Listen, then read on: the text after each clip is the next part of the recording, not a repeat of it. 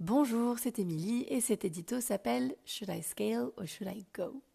Il y a récemment eu une polémique autour des techniques de marketing virales, mais peut-être pas très naturelles, pour faire percer les artistes sur les internets.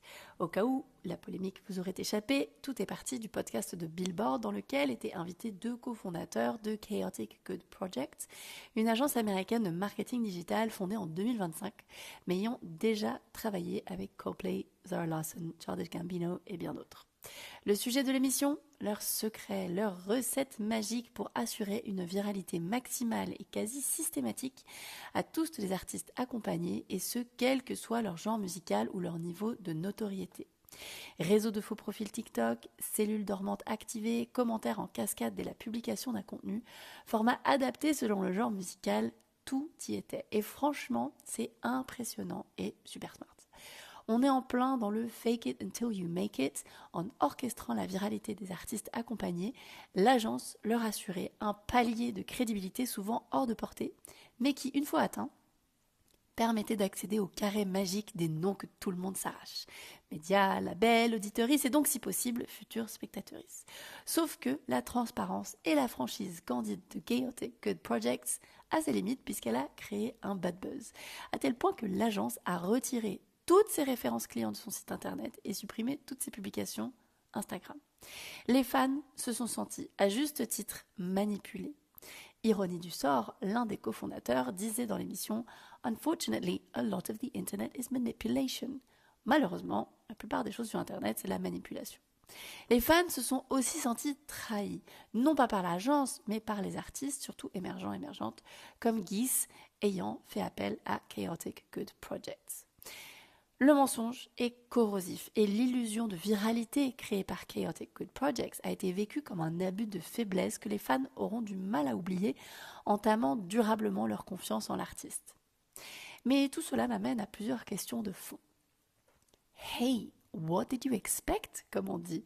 Pourquoi sommes-nous étonnés que ces techniques prospèrent à ce point?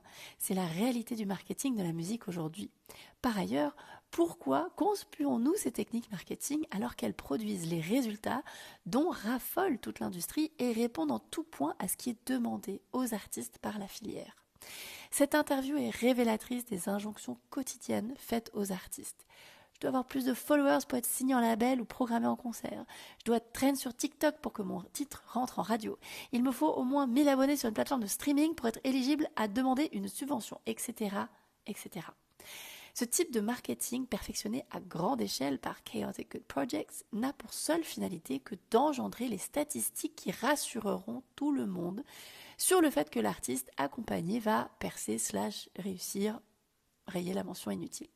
Le plus ironique dans tout ça est que la raison d'être de Chaotic Good Project était justement d'éviter aux artistes la pression constante de poster sur les réseaux. Et que c'est donc pour cela qu'ils avaient imaginé et déployé des stratégies virales et de création de trends qui s'organisaient sans que les artistes n'aient à s'impliquer. Le rêve de tout le monde, à vrai dire. Chaotic Good Projects n'a donc pas vu venir la polémique, car leur méthode obtenait les résultats tant attendus aujourd'hui, du volume et donc du scale. Le scale, la scalabilité, les revenus à grande échelle dont on exige désormais qu'ils soient exponentiels et battent toujours le record de la veille. La course au volume, que ce soit des streams, des likes ou des vues, nous embarque collectivement et depuis longtemps maintenant dans une voie sans issue. Parce qu'au bout du scale, il y a quoi ? L'offre de rachat d'Universal par un fonds activiste dont la seule ambition est l'optimisation financière de la valeur de ses actifs. Fonds activiste dont le fondateur est Bill Ackman, un proche de Trump parti en croisade contre le DEY.